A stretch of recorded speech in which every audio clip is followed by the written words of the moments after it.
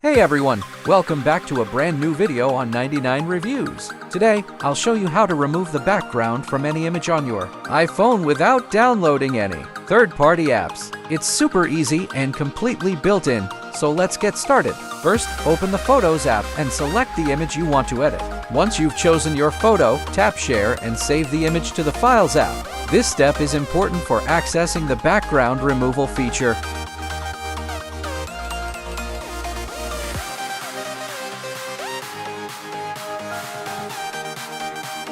Next, open the Files app and locate the photo you just saved.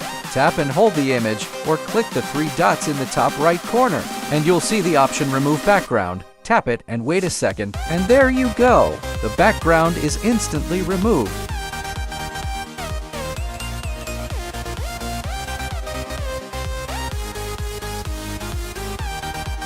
It's that simple. Want to change the image format?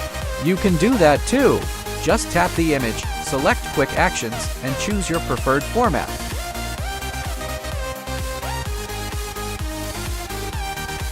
Perfect for editing or sharing online.